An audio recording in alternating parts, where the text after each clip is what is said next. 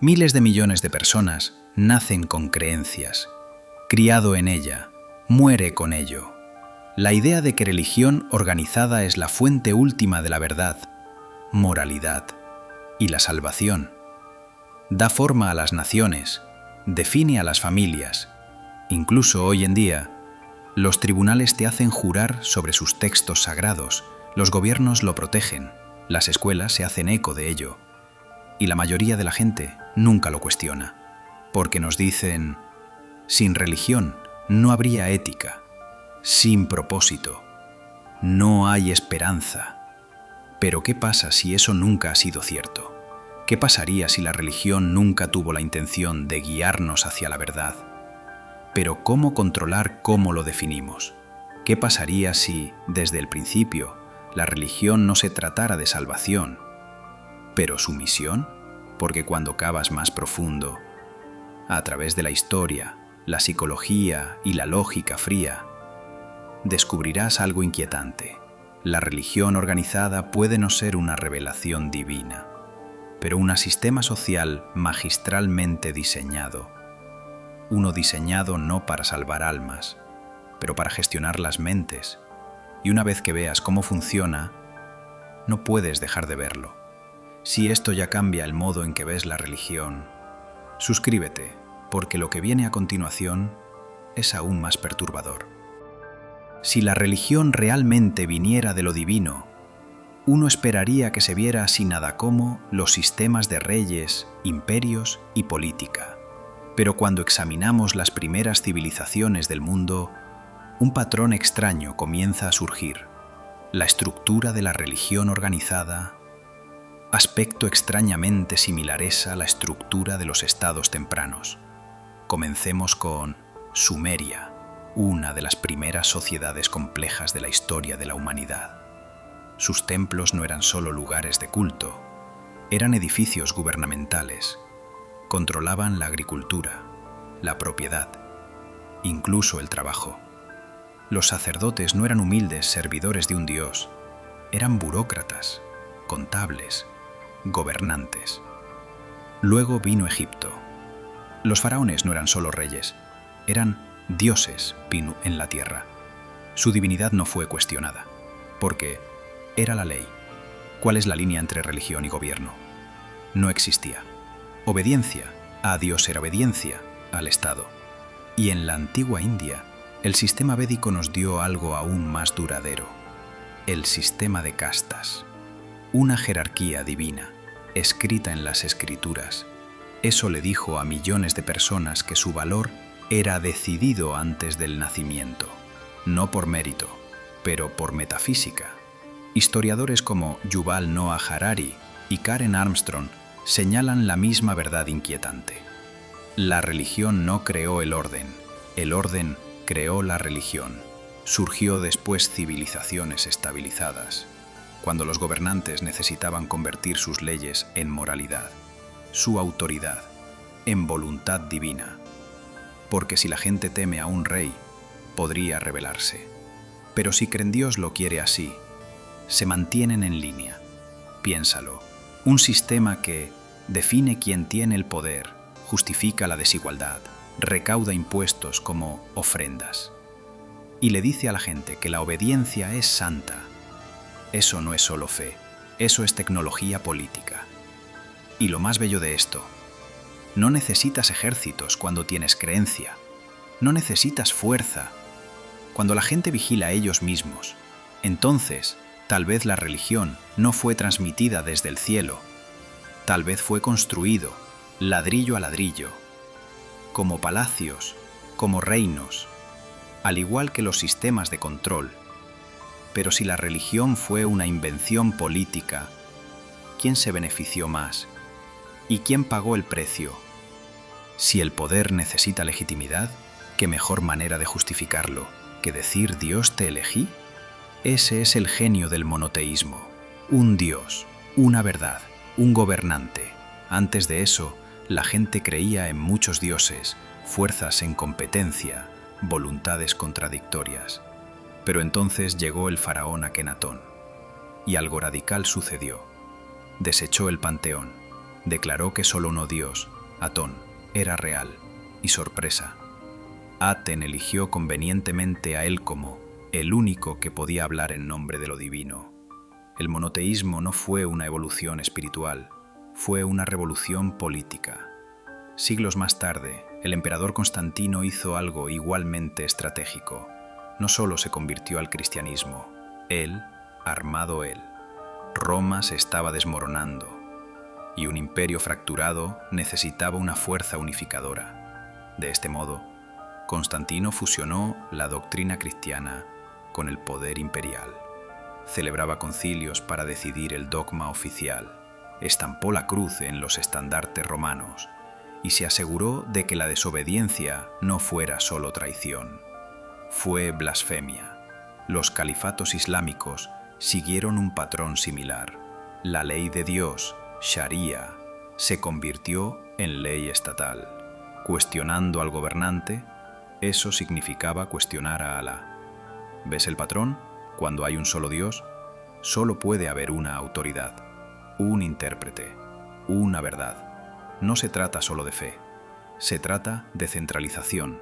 El poder fluye hacia arriba, la responsabilidad fluye hacia abajo, y la culpa, esa se convierte en la forma más poderosa de control, porque ahora no eres responsable solo ante un rey, eres responsable ante Dios mismo.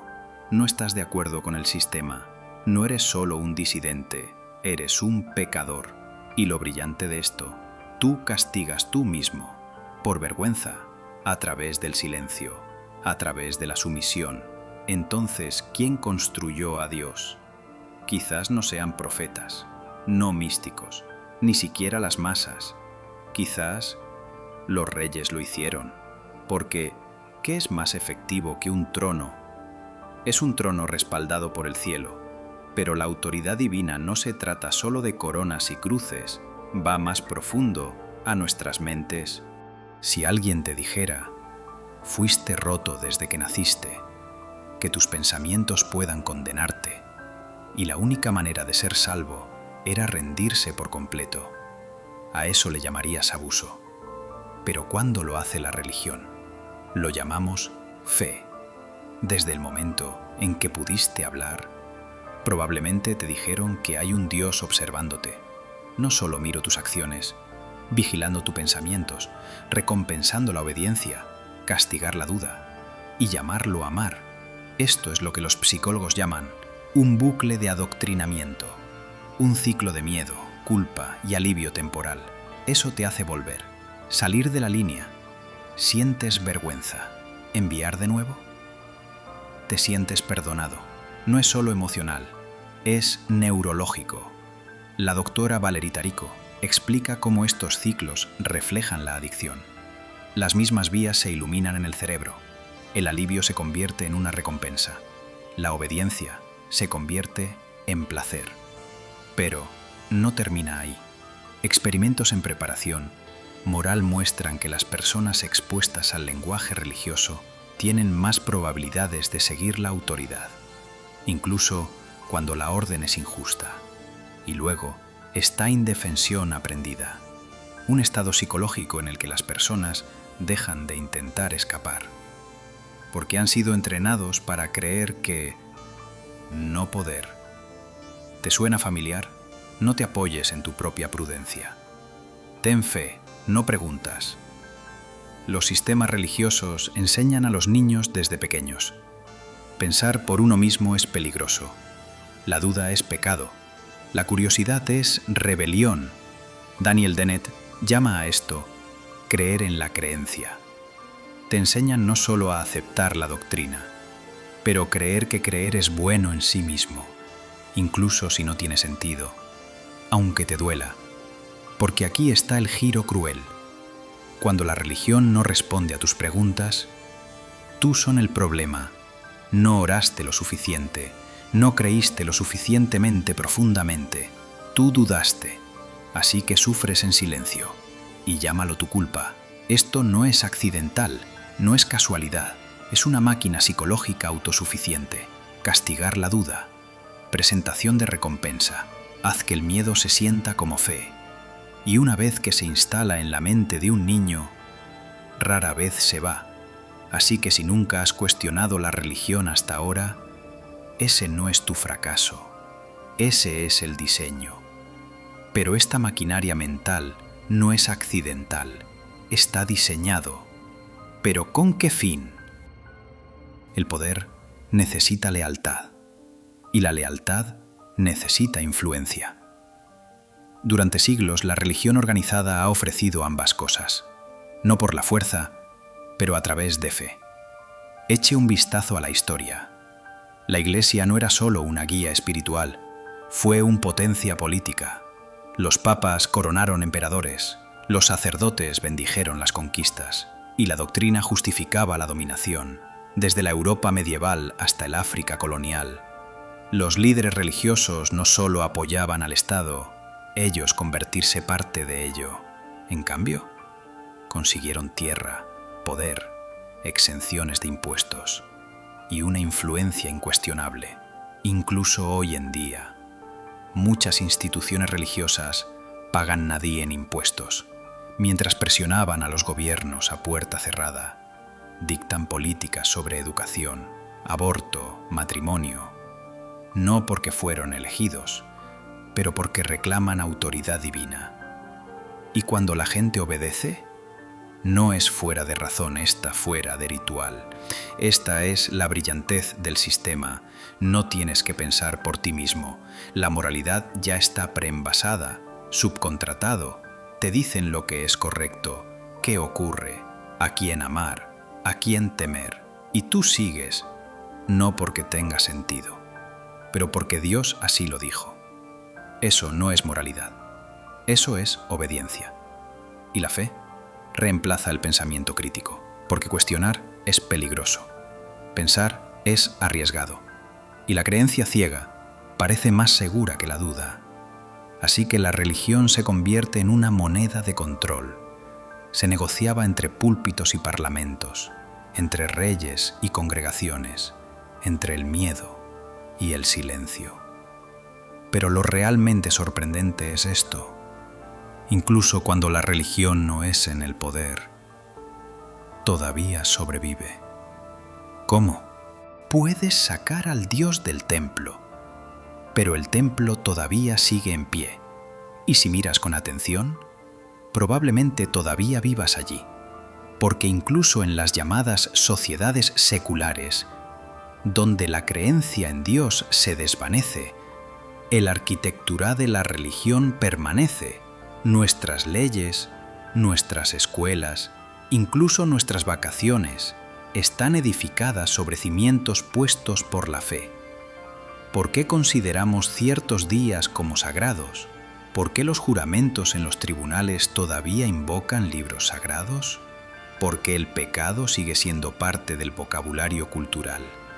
Incluso entre los ateos, no es solo tradición, es programación. Programación estructural profunda. Los psicólogos lo llaman condicionamiento posteísta. Puede que no creas en el infierno, pero aún llevas lástima. No puedes orar, pero todavía te sientes culpa para pensamientos que una vez fueron llamados impuros. Todavía juzgas a los demás por guiones morales, escrito hace siglos, porque la religión no se trata solo de dioses, se trata de sistemas de control, sistemas que entrenan el comportamiento, hacer cumplir las normas, y se replican. Incluso sin creencia, la cultura se convierte en el fantasma de la máquina. Y ahí está lo genial del asunto. Puedes rechazar la fe, siempre siguiendo sus reglas, obedeciendo su estructura, vivir a su sombra. Entonces, si la religión no se trata de dioses, y hemos heredado su esqueleto, ¿cuál fue el verdadero propósito desde el principio? El caos nos aterroriza, la incertidumbre es insoportable. Y el cerebro es humano, él odia sin saber. Estamos programados para buscar patrones, para darle sentido a la aleatoriedad, asignar significado donde puede que no lo haya. Esto no es debilidad, es evolución. En la naturaleza Suponer que el susurro en los arbustos es un depredador, incluso si no lo es, te mantiene vivo. Los falsos positivos son más seguros que los falsos negativos. Ahora imagina ese instinto aplicado al universo, hasta la muerte, al sufrimiento, a la pregunta, ¿por qué estoy aquí? Ahí es donde entra la religión, da respuestas, instantáneamente, absolutamente, confortablemente.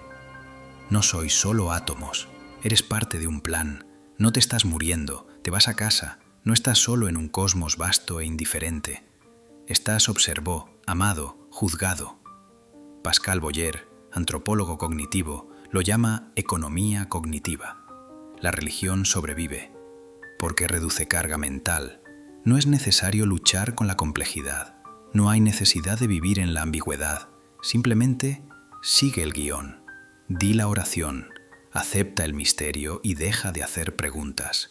Es eficiente, es emocionalmente relajante y funciona. Pero hay un problema. Solo porque algo se siente bien, no significa que sea verdadero. La religión puede ser adaptado, pero eso no lo hace divino. Es un mecanismo de afrontamiento, una herramienta de supervivencia psicológica, un motor de creación de significados diseñado para mentes inciertas en un mundo impredecible. Y eso explica por qué persiste, no porque pruebe nada, pero porque protege a nosotros del peso insoportable de no saber. Pero aquí está el giro.